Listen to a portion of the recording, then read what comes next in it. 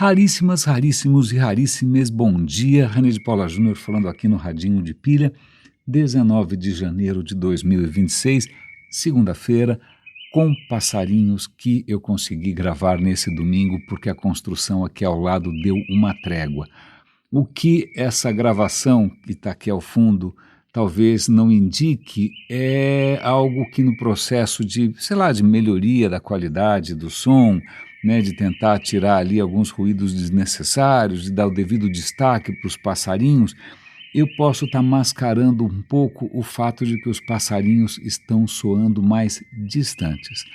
Por que mais distantes? Porque a construção simplesmente dizimou árvores colossais que estavam ali há não sei há quantas décadas, tudo isso para construir algum prédio de ostentação que eu não consigo entender, mas de qualquer maneira você criou espaço para provavelmente gente muito endinheirada, mas você desalojou provavelmente uma população inteira de cantores aqui próximos e por isso que eles estão na gravação original um pouco mais distantes. Mas vamos deixá-los aqui, é uma gravação curta, eu estou colocando elas aqui em loop só para dar um toque um pouquinho mais, um pouquinho mais prazeroso para a nossa conversa. E eu tenho uma notícia, que muito me alegra. Aliás, me desconcerta um pouco, eu ainda estou processando essa informação. O Radinho agora tem um aplicativo próprio gratuito. Não importa se você tem Android, se você tem iPhone, deve funcionar igual. Né? É só você entrar em radinhodepilha.com/radinho, ele vai carregar uma página de internet, certo?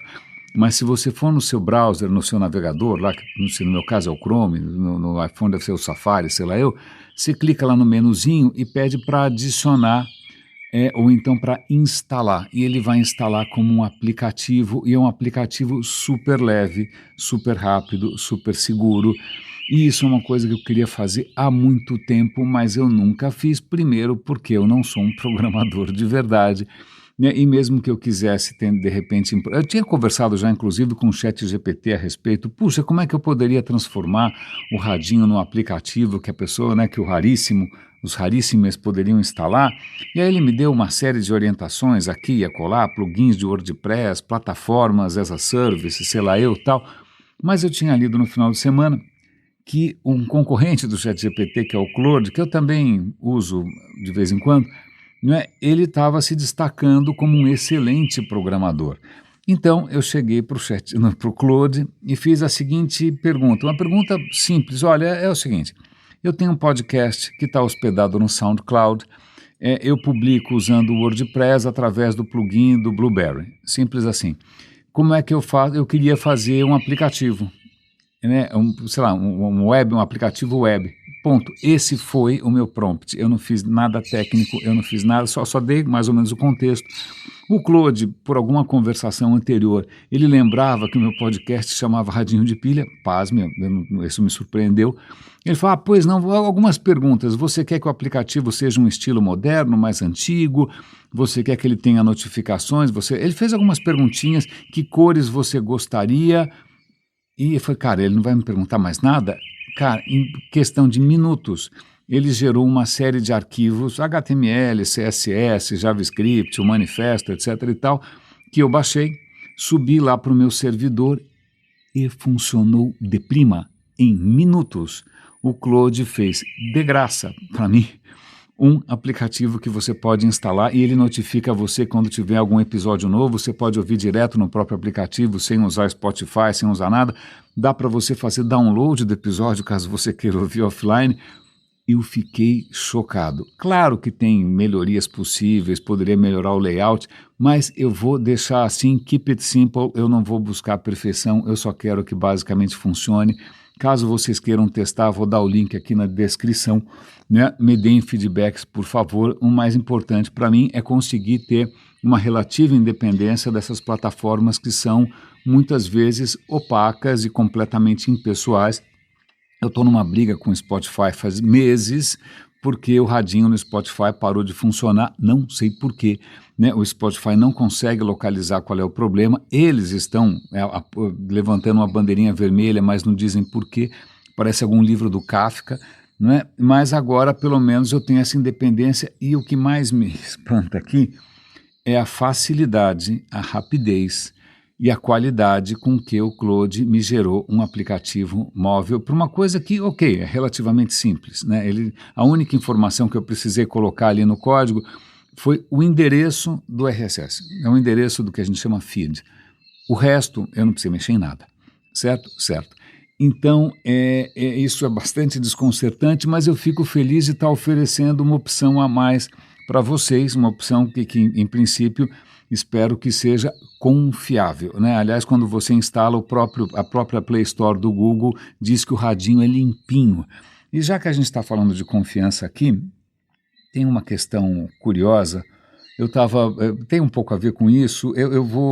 Esse final de semana eu namorei muito e, na verdade, acho que a principal coisa que realmente eu trouxe para compartilhar, eu não li tantas coisas, eu não vi tantas coisas, mas eu tive uma conversa muito interessante com o ChatGPT. Eu sempre uso o ChatGPT não para criar conteúdo, vocês sabem disso, mas normalmente para ele me apontar caminhos, para ele me ensinar coisas que eu não tenho a menor ideia, para ele falar de repente, autores que eu não conheço. Eu tinha acabado de ouvir uma conversa sobre tolerância. Tolerância, que é um tema bastante atual, não é? Eu mesmo já padeci bastante em grupos em que, de repente, o pessoal de extrema, qualquer coisa, esquerda ou direita, vai dizer que você é um intolerante nazista, e aí justamente os dois extremos também estão propondo utopias que não são muito tolerantes, aí você fica, cara, defina a tolerância, aí os caras vão acusar, vão querer liberdade total, carajo, como diria o Milei lá na Argentina, não é? Então vão acusar isso e aquilo de censura. Essa discussão está muito tensa, está muito carregada. E aí alguém citou uma obra que eu não conhecia, e para isso o ChatGPT sempre me ajuda bastante, que é de um filósofo chamado Karl Popper. Karl Popper eu conhecia superficialmente como um dos caras que que ajuda a definir mais ou menos qual é o processo científico, qual é a filosofia da ciência, né? Como é que a ciência colabora, como é que a ciência consegue, num processo de autocorreção, sempre se aprimorar. Não é? Então, um dos filósofos, para entender como ciência funciona, um dos filósofos fundamentais é Karl Popper. Eu não sabia, na verdade, ele é judeu de origem, se eu não me engano, austríaca também, austríaca e britânica. Ele consegue escapar do nazismo e, obviamente, tudo que ele vai escrever vai ser influenciado por isso, inclusive um livro que eles... Como é que chama o livro do Karl Popper? Deixa eu ver aqui... Plim, plim, você foi poupado de alguns segundos de silêncio enquanto eu procurava aqui a informação. Ele escreveu em 1945, digamos que é uma data bastante significativa, um livro chamado A Sociedade Aberta e Seus Inimigos, né? E tem um texto ali que chama Paradoxo da Tolerância. A questão é a seguinte, vamos ver se eu consigo resumir aqui, porque no fim foi uma conversa densa pra caramba, e está justamente colocando a minha memória, a minha capacidade de associações realmente no seu próprio limite. Não é? A questão é a seguinte, tolerância, né? Se a gente quer uma sociedade aberta, se a gente quer uma sociedade democrática e livre, né, você precisa de tolerância, mas acontece o seguinte, tolerância total? Tolerância com absolutamente qualquer coisa? Porque o Karl Popper já tinha percebido que não é impossível que pessoas usem um ambiente de tolerância para pregar ideias intolerantes que podem, inclusive, envenenar ou sabotar as condições da tolerância. Então, é como se, parece aquela coisa do yin e yang, né? Aquele símbolo engraçado em que o oposto engendra o oposto, seja lá o que for.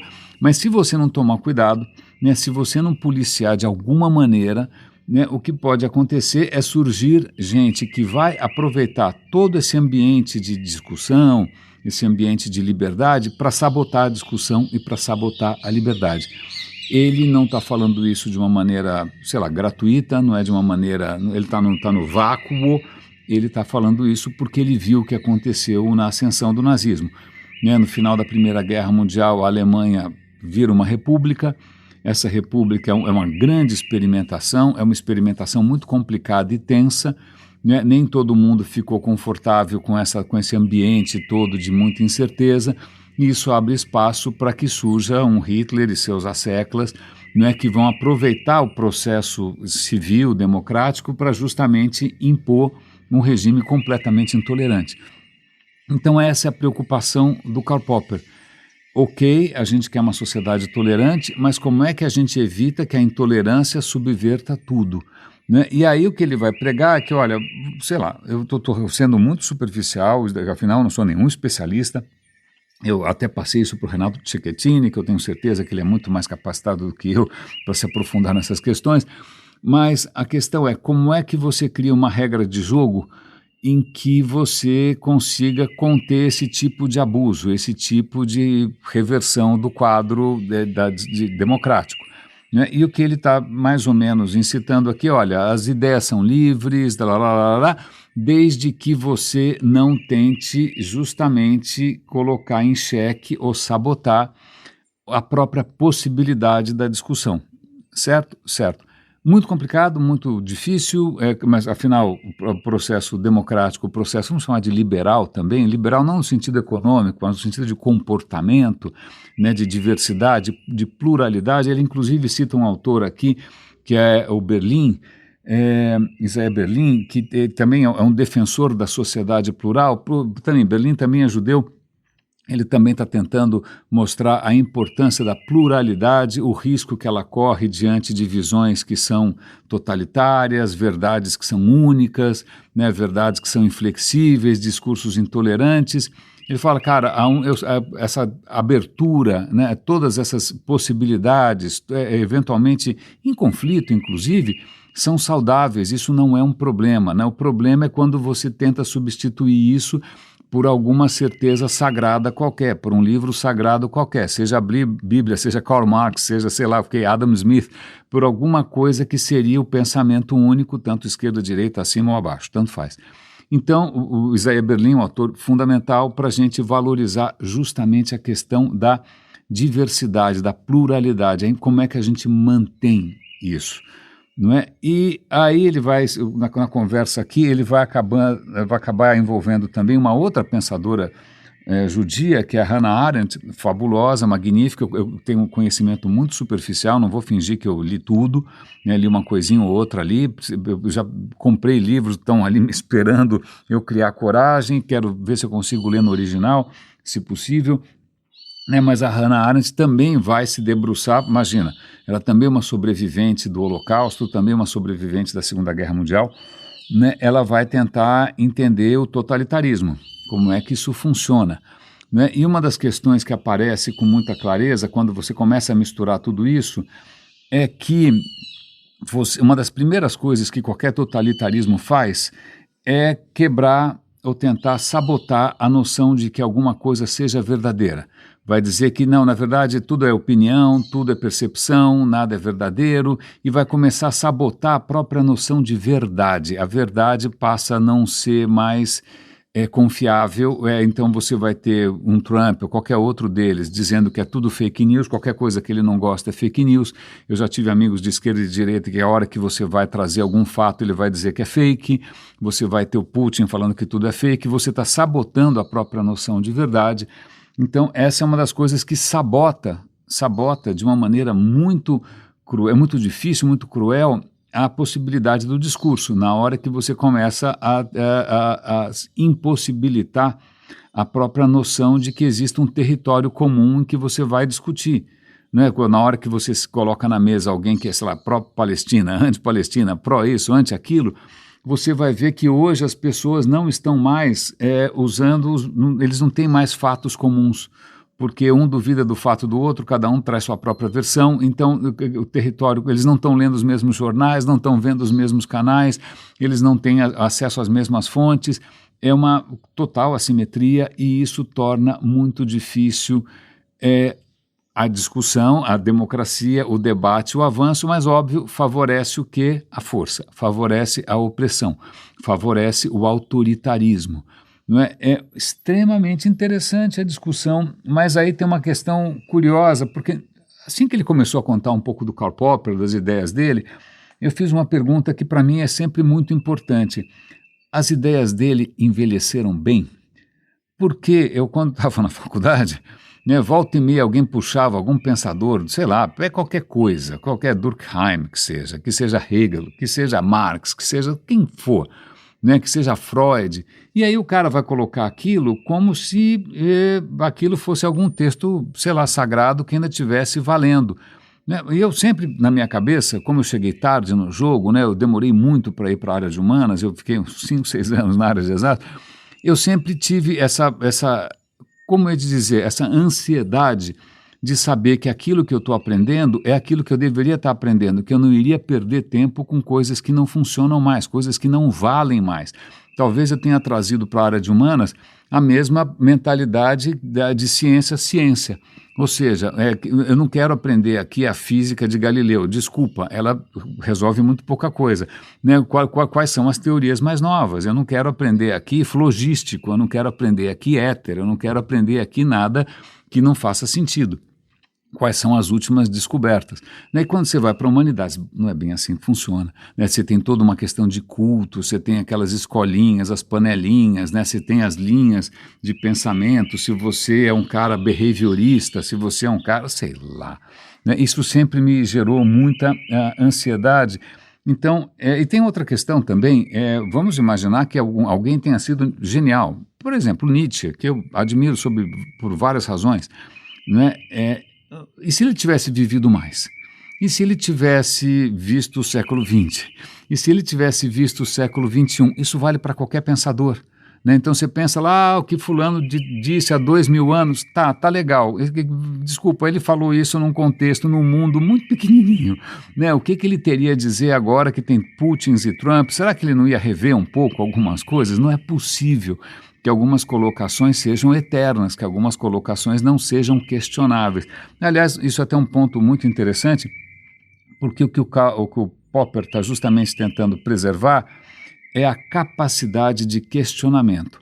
Né? Se você quer que o conhecimento avance, você tem que manter a possibilidade de questionamento. Se o questionamento, por alguma razão qualquer, ele é tolhido, ele é cerceado, palavras bonitas, ele é castrado, mutilado, amputado, pois bem, você não vai para lugar nenhum e tudo vai virar culto, tudo vai virar igrejinha, vai ter a versão única, a versão sagrada, seja de qual for o espectro ideológico político. Né? Então, acho que isso que o Karl Popper está tentando colocar é essa necessidade de você manter a possibilidade de questionamento sempre, porque isso é a única maneira de você aprimorar as coisas todas. Certo? Então, eu também tenho essa neura de que, vamos ver, volta e meia você vê alguns influencers aí, filósofos, pensadores, professores, vou dar aqui um curso caríssimo de filosofia ocidental.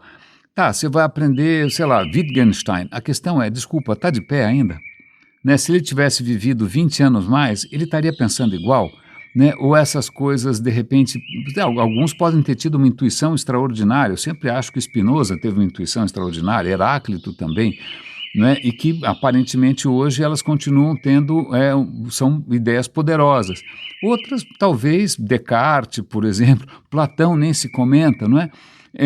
Não sobreviveram bem ao tempo. Freud, nem sei por que durou tanto, né? Mas isso sempre foi, para mim, um fator de angústia, né? Até que ponto essas ideias sobrevivem. E foi o que eu fiz nessa conversa com o ChatGPT. Eu falei, desculpa, as ideias dele sobreviveram bem? E aí ele vai dizer, mais ou menos, né? Claro que isso continua atualíssimo, né? Você tem hoje forças subvertendo o jogo democrático. Você veja, o Trump foi eleito sem golpe, sem nada, né? Tentou dar golpe, mas ok, aí ele acabou sendo eleito de qualquer maneira, mas é um cara que está revertendo todas as conquistas democráticas e liberais e estamos voltando para uma Idade Média. A mesma coisa, sei lá, acho que o Chaves deve ter sido eleito, sei lá, o Putin acha que é eleito, né? Todo mundo acha que foi eleito, vai dizer que isso é democrático, aí você fala, mas isso é liberal? Você tem liberdade? Você tem diversidade, você tem pluralidade. Fala, não interessa porque eu fui eleito, isso eu recebi praticamente um mandato divino, né? Eu recebi uma carta branca da população, agora, o que aliás é muito preocupante, não sei se vocês viram isso foi destacado pelo Stephen Colbert, que é um humorista, né? Um repórter perguntou para o Trump, falou, olha, qual é o último limite do seu poder?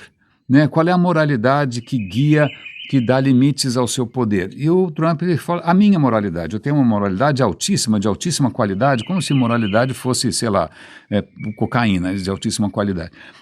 E isso é preocupante, porque essa não é a resposta.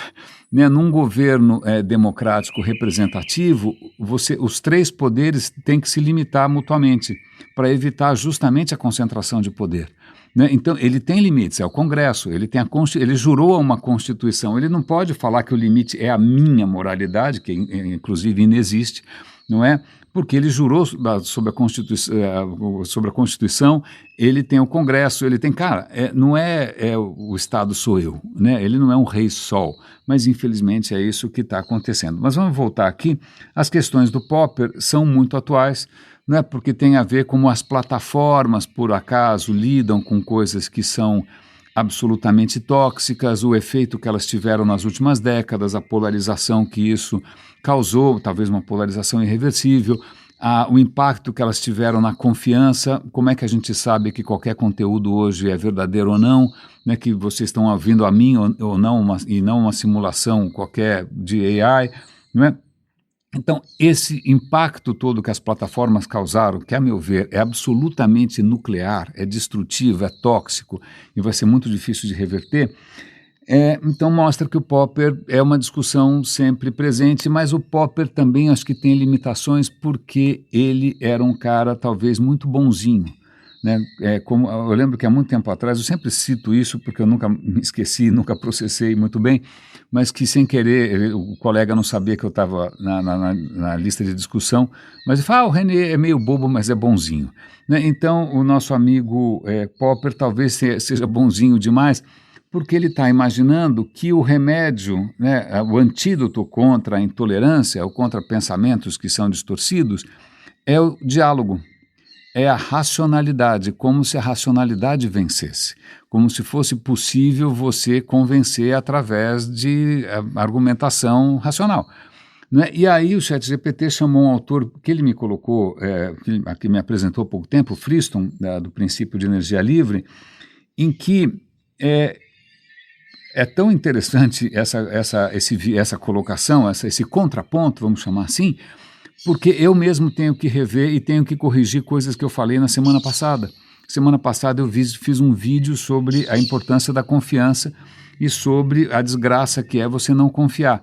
Mas o que o Friston coloca, de uma maneira bastante inclusive elegante, é que, veja, confiança é um mecanismo que você tem confiança nos outros ou em informações que vêm de outros, porque você sozinho não tem condição de ter a verdade toda, né? Você tem que, de alguma maneira, confiar em alguma coisa, porque você não é um cabeção que consegue viver sozinho e pensar sozinho, e você não sabe tudo, você tem que confiar em alguém.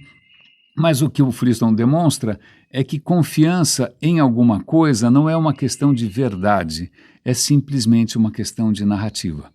A gente é perfeitamente capaz, eu acho que esse século está demonstrando isso, em confiar cegamente em impostores talentosos. A gente é perfeitamente capaz de confiar em gente que a gente deveria estar correndo que nem o diabo foge da cruz, dizem. Aparentemente não, mas tudo bem. Então veja, confiança, se a gente parar para pensar, talvez dentro do PCC a coisa mais importante seja a confiança. Né? Porque você tem que ter confiança no seu cúmplice, você tem que ter confiança no seu parça. Né? Mesmo nas empresas, brasileiros normalmente transformam qualquer ambiente corporativo em panelas, né? Panela de um, panela de outro, quem está na minha panela é legal, quem não está é meu inimigo, né? E aí você tem que confiar no cara para pôr dentro da sua panela. Se você não confia, esse cara está de fora. Talvez tenha sido esse um dos meus problemas a partir de um certo ponto, porque de repente o cara acha que eu não vou ser cúmplice, né? Ele olha para mim e fala, esse cara ele não vai topar mentir, ele não vai topar enganar, ele não vai topar sacanear, então eu não confio nele para fazer as minhas maldades. Portanto, arrumo outro cara que eu possa confiar e que o cara não vai gerar ruído, não vai fazer marola, não é? Então, temos aqui um problema.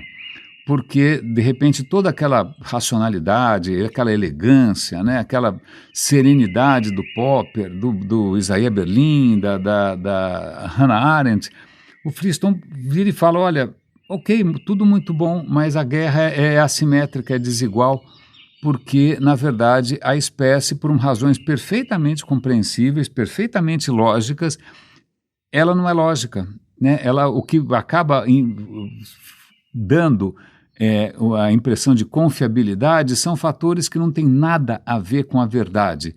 Se foi o pastor que disse, se foi meu chefe que disse, se foi a celebridade que disse, se foi o tio do churrasco que disse, se isso, então eu vou confiar. Se isso, por acaso, dá uma boa justificativa para os meus preconceitos mais escrotos, bacana, gostei, esse cara fala muito bem. Eu acabei tendo um exemplo disso bastante caseiro, mas pequeno. Eu tinha visto um post no LinkedIn, eu acho, de alguém que acho que é até bastante destacado na sua própria disciplina, né? E ele fez uma colocação que eu achei que merecia um certo questionamento. Eu questionei. Eu falei, olha, eu acho que essa associação de ideias é um pouco perigosa, porque, veja, se a gente inverte um pouco o raciocínio, isso leva para um lugar ruim, não é? E eu fiz ali um questionamento e tal. Aí uma pessoa que provavelmente devia ser seguidora, né, desse influencer, falou, mas olha, tanto faz, é que eu achei o texto bonito, tá bom para mim. Aí você fala, ok, errado sou eu.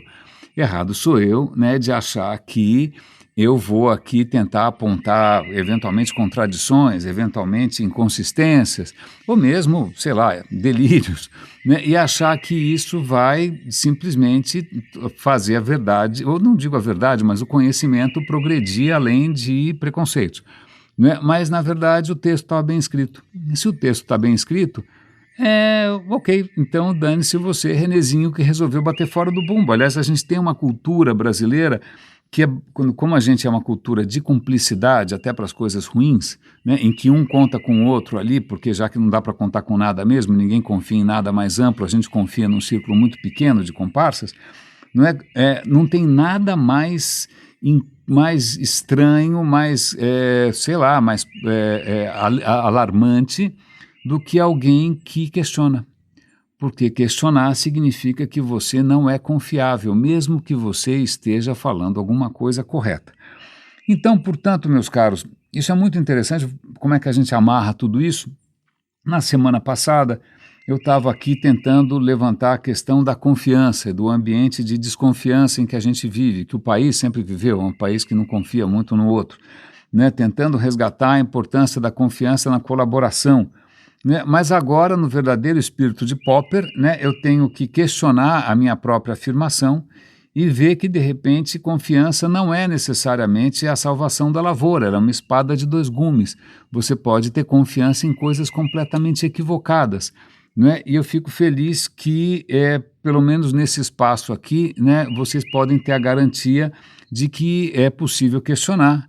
Né, que eu não estou falando, não estou, como se diz em latim, cagando regras, né, não é nenhuma verdade absoluta, que eu mesmo posso me contradizer e eu fico feliz quando eu percebo as minhas pequenas contradições e prometo sempre trazer isso a público, não vou ficar escondendo aqui os meus próprios erros.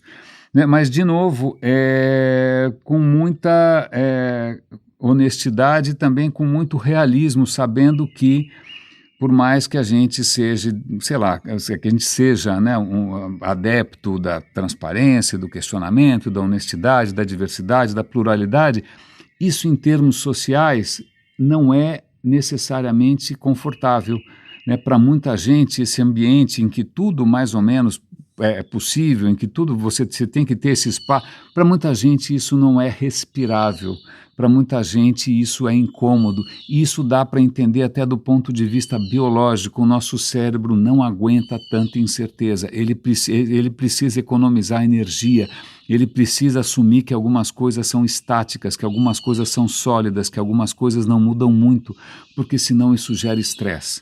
Né? A questão é, aparentemente, para algumas pessoas, esse tipo como eu ia dizer, esse abalo sísmico nas suas certezas, né? Essa pequena cutucada nos seus valores fundamentais, para alguns isso é dolorosíssimo e é praticamente uma ameaça de morte, né? E para outras pessoas não é. Né? E estatisticamente eu estou percebendo que as pessoas que recebem de bom grado, né, esse tipo de provocação das próprias certezas são raríssimas.